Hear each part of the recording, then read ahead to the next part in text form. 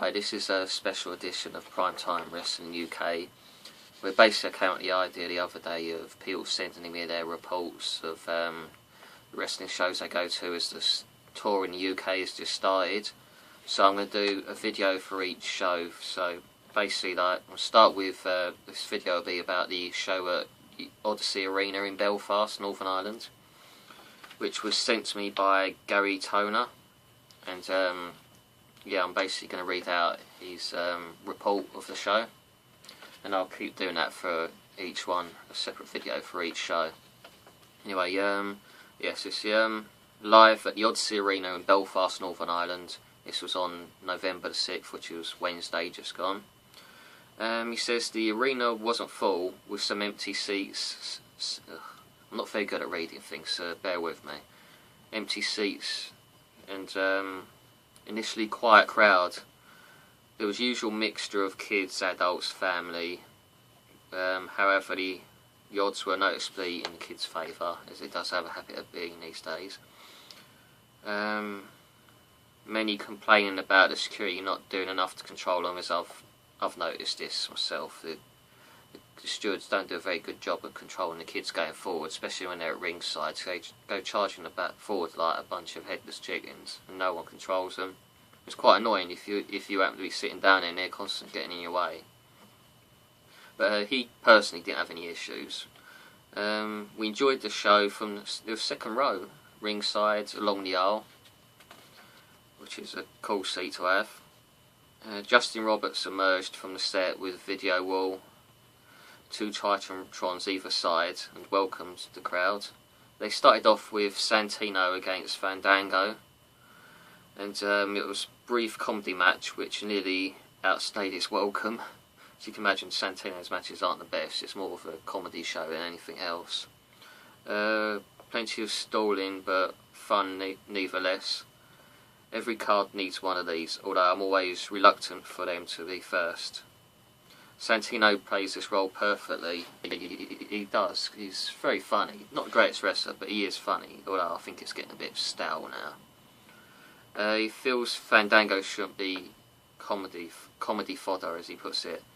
But anyway, Santino won the match, unfortunately, which I don't know what they're doing with Fandango these days. It's like big deal at first, and now it's slowly dropping off.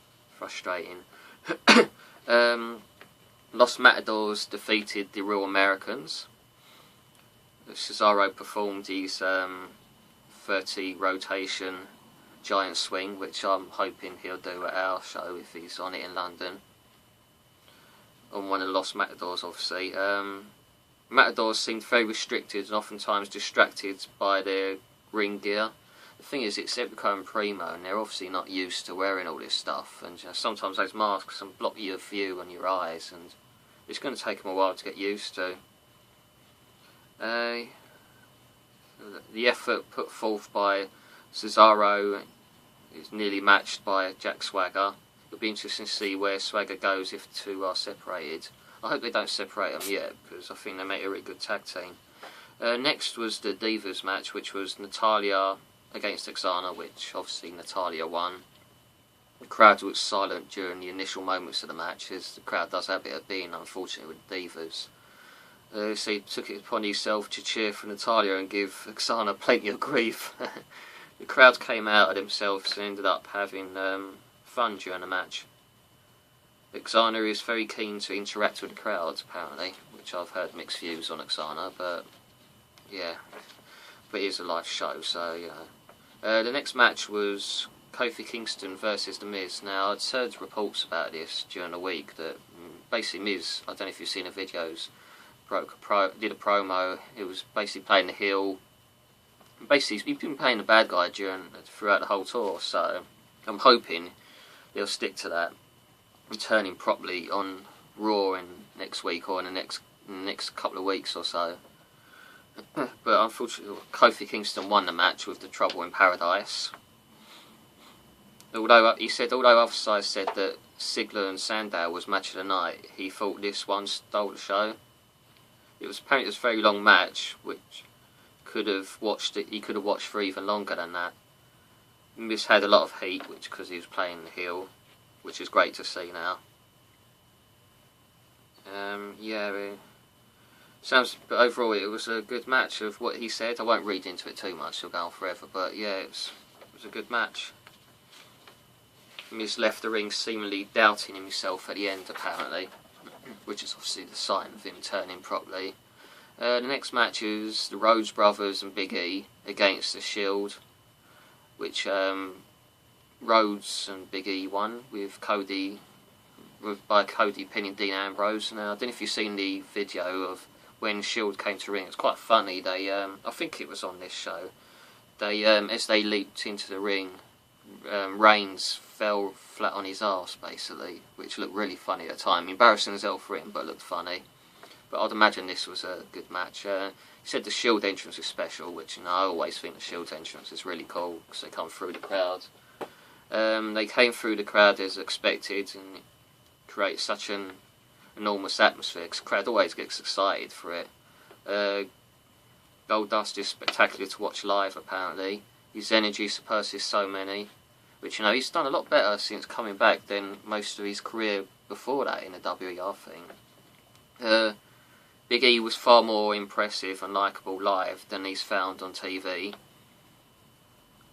Rollins came across as occasionally bland live, which I'm surprised to hear that, because I think he's one of the better ones of the three. While I was beyond impressed with Reigns, even just as a presence, the match was fast-paced, enjoyable, and ultimately ended in several chaotic exchanges. Before what I would consider a somewhat lucky win, the competitive nature of the match. Then they had the interval, I'll speak properly in a minute. He said a lot of people said that it came at the wrong time, but as he put it, you've got to have a break at some time. So, yeah, he said the pacing of the show was incredibly enjoyable, but yeah, you have to have a break at some point. It's just unfortunate. It's when you're really into it. When they came back from the break, it was Wade Barrett versus Zack Ryder, which Wade Barrett won with the ball hammer. Crowd didn't seem into this, so he went on the rampage booing Wade Barrett, which everyone over there seemed to because he's from England. Wade Barrett basically squashed Zack Ryder. I think this was one where I heard Wade Barrett sung our national anthem and resulted in someone throwing something at him and the bloke got kicked out of the building, which is just stupid. Why throw something at him? What was the next match? Next match was Damien Sandow versus Dolph Ziggler, and Damien Sandow won the match in the fans' choice, which they chose apparently a no DQ match.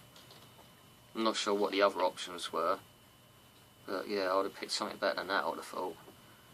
But yeah, Sandow won by pinfall. Others have cited this as match of the night, it was certainly a nice effort. Tables, chairs, kendo sticks were employed, and at one stage a fan's framed picture was smashed over Ziggler's head.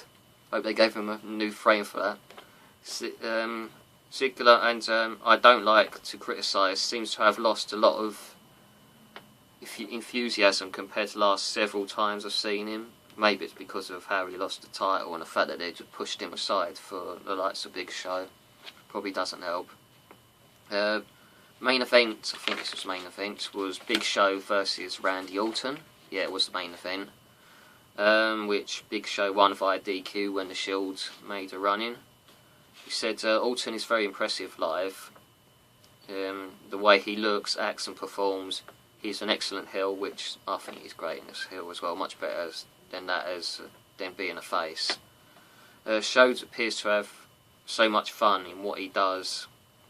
Good main event, which ended in inevitable Shield run-in, followed by a Big Show choke slam on the Shield.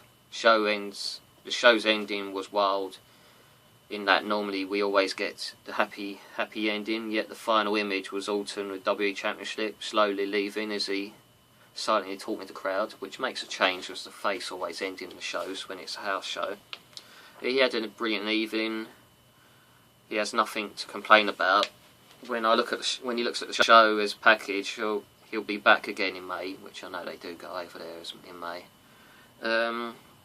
One last thing he would say was, wrestling fans who chant boring need to realise that all they have to do is show some enthusiasm themselves, and the wrestler will I'll speak probably in a minute. He will basically react accordingly to the reaction of the crowd, which is true. I mean, unless it's Great Khali, something like that, there's no point chanting boring. You're not helping them or anyone else. He says merchandise for the show was programmes, which are £15, which seems to be going up every time I look at the programmes. It was a new impressive format, differently done with completely different content presentation. T-shirts available were CM Punk, Randy Orton, John Cena, Daniel Bryan and The Shield, as well as the tour shirts as well, which were priced between 20 to 25 quid. And some other items like signed photos of John Cena and Randy Orton. So yeah, that's basically Gary Toner's report from Belfast of the show, the first show of the tour, I think it was. Yeah, so that's it from that report. I'll be doing another video soon of report from from Brussels. And yeah, so I'll be doing more videos as the week goes along with the reports of the shows that have happened so far. Hope you like it. Speak soon. Bye.